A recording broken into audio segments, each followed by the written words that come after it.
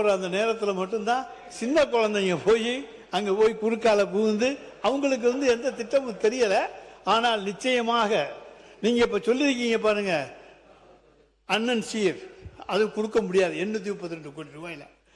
பத்திரிகை செய்திகளை அடிப்படையாக வைத்துக் கொண்டு மட்டுமல்ல, பல்வேறு தகவல்கள் இன்றைக்கு வந்த காரணத்தால் அதை சொன்னோம். ஆதாரம் இல்லாத எனக்கு கிடைச்ச தகவல் கார்ல வரும்போது இருங்க, அவர் உங்களுடைய பிரதிநிதி இல்ல, முடிஞ்சு போச்சு. அனுமதி இல்லாம பேச அனுமதிக்க மாட்டேன். அடுத்து சோசியல் மீடியாவில் வர்றதை பத்தின்னு சொன்னாங்க. அந்த சோசியல் மீடியாவில் பொய்யா போட்டு தானேங்க நாங்க இங்க உட்கார்ந்துருக்கோம், நீங்க அங்க உட்கார்ந்துருக்கீங்க. அவைக்குள் நீக்கப்படுகிறது. மாண்பு பேரவைத்தன் இல்ல அவரு இல்ல அவர் சொல்றதுக்காக சொல்லிடுறேன். இல்ல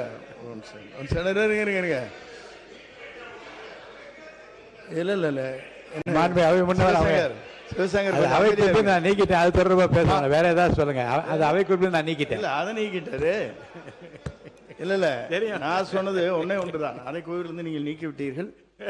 சோசியல் மீடியாவில் வந்தனால தான் இப்படி வந்தேன்னு சொன்னேன். சோசியல் மீடியா எல்லாமே கையில் வச்சிருந்தனால தான் நீங்க அங்க இருக்கிறீங்க, நான் இங்க இருக்கிறேன். சோசியல் மீடியா எங்களுக்கு இல்ல, உங்களுக்கு தான். சோசியல் மீடியாவில் அப்ப அடுத்து அவர் சொல்லிட்டார்ல, அதை ஏத்தா இதையும் ஏத்துக்கங்க. சப்ஜெக்டுக்குள்ள வாங்க. கட்டடத்தில் எங்கேயாச்சும் கசிவு இருந்தா சொல்லுவாங்க. இன்னமும் புது வார்த்தையை கண்டுபிடிச்சிருக்கீங்க, கசிவு. நாளை கசிவு நீர் குட்டைன்னு சொல்லித்தான் நாங்கள் கேள்விப்பட்டிருக்கோம். கசிவு என்கின்ற புதிய வார்த்தையை கொண்டு வந்திருக்கிற உங்களுக்கு என்னத்தை சொல்றதுன்னு சொல்ல முடியாது. இப்போ இன்பிட்வீன் நான் சொல்லிக்கிட்டே இருக்கணும்னு பதில் நினச்சிங்கன்னா அது டைம் வளர்த்துக்கிட்டே போகும். அது ரொம்ப நேரம் ஆகிடும். அப்புறம் உங்களோட கன்க்ளூட் பண்ண முடியாது, மற்றவங்களும் பேச முடியாதுன்னு நினைக்கிறேன். நான் பேசணுன்னா கிட்டத்தட்ட ஹானரபிள் சீஃப் மினிஸ்டர்கிட்ட நான் கொடுத்த ஆவணங்களே அவர் மூலமாக பேச போகுது. கிட்டத்தட்ட ஆடிட்டிங் முடிஞ்சு ஒரு 3 துறைக்கான ஆடிட்டிங் முடிச்சிருக்கோம். நீங்கள் கேட்குறீங்களா கசிவுன்னு, அந்த லீக்கேஜஸோட ரிப்போர்ட் எல்லாம் ஆடிட் தலைவரோட டேபிள் முன்னாடி இருக்கு. அவர் எப்போ அதை பற்றி பேசணும்னா அவர் தான் முடிவு எடுக்கணும். நீங்கள் பேசுறதுனா நீங்கள் இப்போ பேசிடுங்க. 3 டிபார்ட்மெண்ட்டில் ஆடிட்டிங் முடிஞ்சிருக்கு. போன 5 ஆண்டுகள் திமுக ஆட்சியில் எவ்வளோ ஆடிட்டிங் பண்ணிடுறாங்க எனக்கு தெரியாது, அதை நான் விசாரிச்சு தான் சொல்லணும். ஆனால் வந்த 60 நாட்களில் ஹானரபிள் சீஃப் மினிஸ்டர் அவர்கள் எங்களை கூப்பிட்டு நீங்கள் கேட்கக்கூடிய இந்த கேள்விகள் இந்த நேரத்தில் கண்டிப்பாக கேட்பீங்கன்னு அவர் முன்கூட்டியே கணிச்சு வச்சிருக்காருன்னு நினைக்கிறேன். அவர் எங்கள்கிட்ட கேட்டுட்டார். பிஃபோர் த அசம்பிளி கமெண்ட்ஸ் எனக்கு ரிப்போர்ட் வேணும்னு சொல்லியிருந்தாங்க. அந்த அடிப்படையில் எல்லா ரிப்போர்ட்டும் ரெடியாக இருக்குது. ஏன்னா ரிப்போர்ட் அடிப்படையில் தான் பேசணும்னு சொல்லிட்டு லாஸ்ட் அசம்பிளி செஷனில் பார்ட்டி என்ற ஒரே வாரத்தில் எல்லாம் எழுந்து போனீங்க. இப்போ அப்படி நடக்காது சார், இப்படி நடக்கவே நடக்காது. இன்னைக்கு எல்லா ரிப்போர்ட்டும் அவர்கிட்ட இருக்கு. வெளிப்படையாக ஹானரபிள் சீஃப் மினிஸ்டர் உங்களுக்கு அனௌன்ஸ் பண்ணுவாங்க. அதை நீங்கள் படிக்கிறதுக்கே கிட்டத்தட்ட எனக்கு தெரிஞ்சு உங்களுக்கு 100 நாள் மேலே ஆகிடும். அதை முடிச்சுட்டு வந்து பேசுங்க இங்க, நான் எல்லாம் டீட்டெயிலாக சொல்கிறேன் உங்களுக்கு. தேங்க்யூ. பாருங்க, நீர்வளத்துறையிலே 3% கொடுத்தா தான் பில்லுன்னு சொல்றாங்க. பொதுப்பணித்துறையிலே 5% நீர்வளத்துறை அமைச்சர் மாண்பு பேரத்தலைவர் அவர்களே, அவர் ஆதாரத்துடன் சொல்லணும். அது பழைய காலம். அது இந்த காலத்துல ₹1 நாங்க வாங்கணும்னா இந்த இடத்துல நாங்க எங்களை உட்கார வைக்க மாட்டார் எங்களுடைய முதலமைச்சர். அதனால ஆதாரத்துடன் அவர் சொல்லணும்ன்றதை நான் கேட்டுக்கொள்கிறேன். இல்ல மாண்பு உறுப்பினர் அவர்கள், நீங்க வாயால பேசுறதெல்லாம் கரெக்ட். அதெல்லாம் நீங்க உங்களுடைய காலத்துல நாங்க தான் சொல்றோம்ல, நீங்க நிரூபிங்கன்னு சொல்றோம். நீங்க நிரூபிக்க வேண்டியதானே. எதுவுமே இல்லாம நீங்க மட்டும் பேசணும்னா அது எப்படி?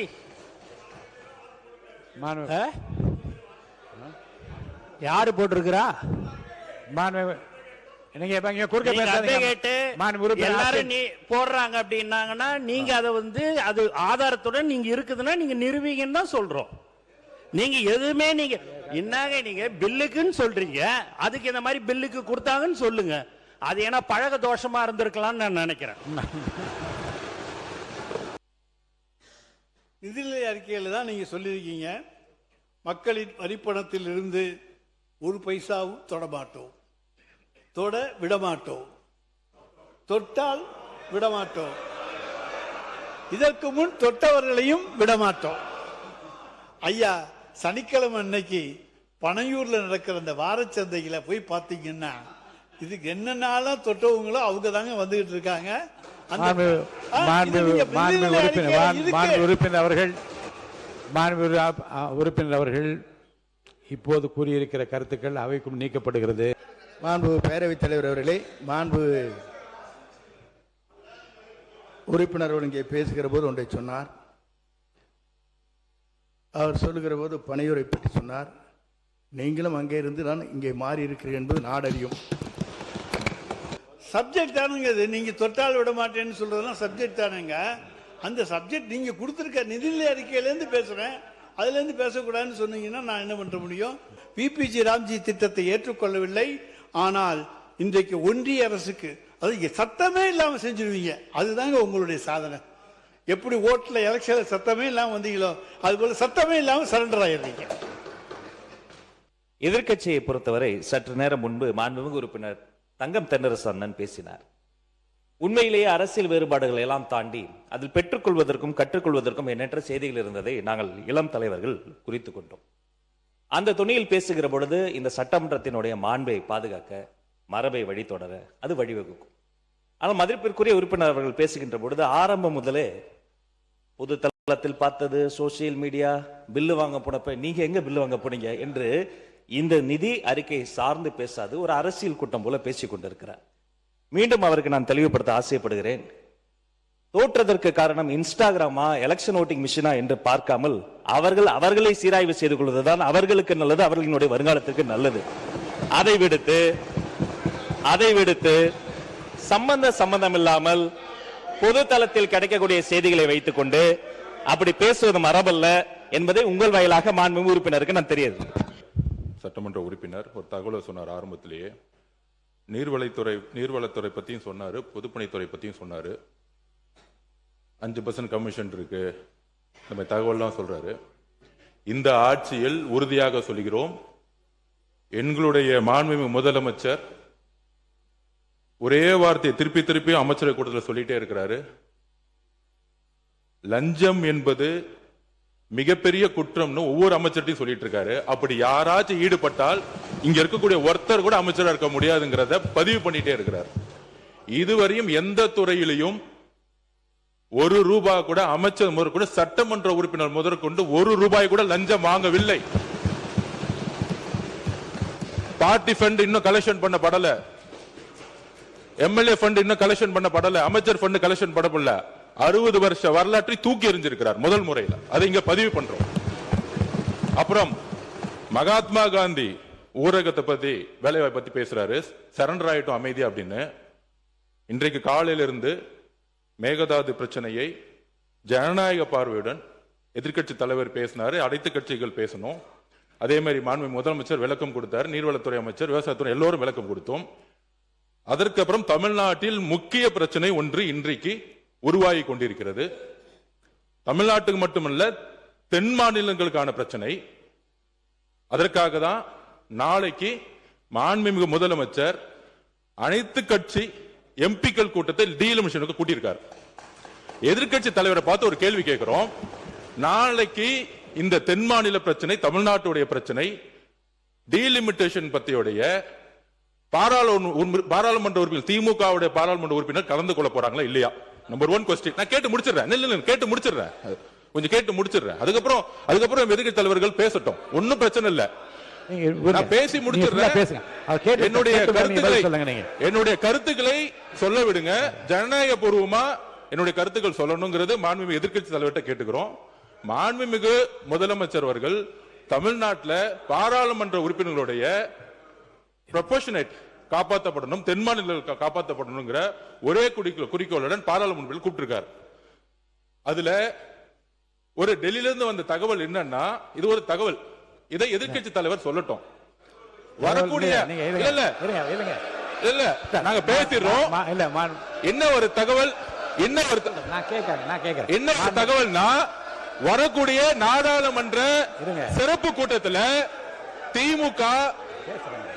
திமுக இந்த பில்லுக்கு சப்போர்ட் பண்ண போது இல்ல வெளிநடப்பு பண்ண போகுது அப்படின்னு ஒரு தகவல் ஒன்றிய அரசோடு சேர்ந்து பண்ண போறாங்கன்னு ஒரு தகவல் வருது.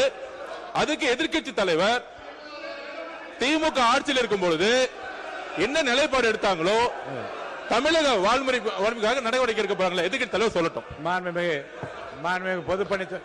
மாண்புமிகு பொதுப்பணித்துறை அமைச்சர் அவர்கள், நீங்க நாளை கவனிங்க, மாண்புமிகு முதலமைச்சர் அவர்கள் நாளை டீலிமிட்டேஷன் பற்றி விவாதிப்பதற்கு அனைத்து கட்சி நாடாளுமன்ற உறுப்பினர்களை அழைத்திருக்கிறார் இருங்க என்று தகவல் நான் தெரிவிக்கிறேன். அதில் எதிர்க்கட்சி தலைவருடைய திராவிட முன்னேற்ற கழகம் கலந்து கொள்ளுமா இல்லையா என்பதை அறிய விரும்புகிறேன் என்பதும் நிறுத்திக் கொள்ளலாம். அதுதான் வெளியிலே தகவல் கிடைத்தது என்ற தகவல், அந்த வார்த்தை நீக்கப்படுகிறது. தகவல் கேட்டிருக்கீங்க, அவர் பதில் சொல்வார்.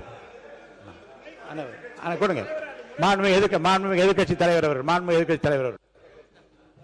மாண்புமிகு பேரவைத் தலைவர் அவர்களே, இந்த தொகுதி மறுவரையறை டீலிமிட்டேஷன் அதை பற்றி ஒட்டுமொத்த இந்தியாவுக்கே முன்மாதிரியாக அதை முதலாக அந்த பிரச்சனையை பற்றி பேசிய திராவிட முன்னேற்ற கழகம் எங்களுடைய தலைவர் அவர்கள் தான். சென்ற ஆண்டு கிட்டத்தட்ட 5 முதலமைச்சர்கள் தென் தமிழகத்தில் இருக்கக்கூடிய அனைத்து முதலமைச்சர்களையும் சென்னைக்கு வர வைத்து ஒரு மிகப்பெரிய ஒரு ஆலோசனை கூட்டத்தை நடத்தி இந்த டீலிமிட்டேஷனுக்கு எதிர்த்து முதலாக இந்தியாவிலே குரல் கொடுத்த தலைவர் எங்களுடைய தலைவர். நீங்க நாளைக்கு நம்முடைய முதலமைச்சர்கள் இந்த அரசு அனைத்து நாடாளுமன்ற உறுப்பினரையும் கூட்டிருக்கிறீங்க. இதற்கான சரியான முடிவை எங்களுடைய தலைவர் ஆலோசனை செய்து அந்த முடிவை அவர் எடுப்பார். இப்ப நம்ம பேசிட்டு இருக்கிறது நிதிநிலைமை வேளாண்மை பட்ஜெட்டை பற்றியது.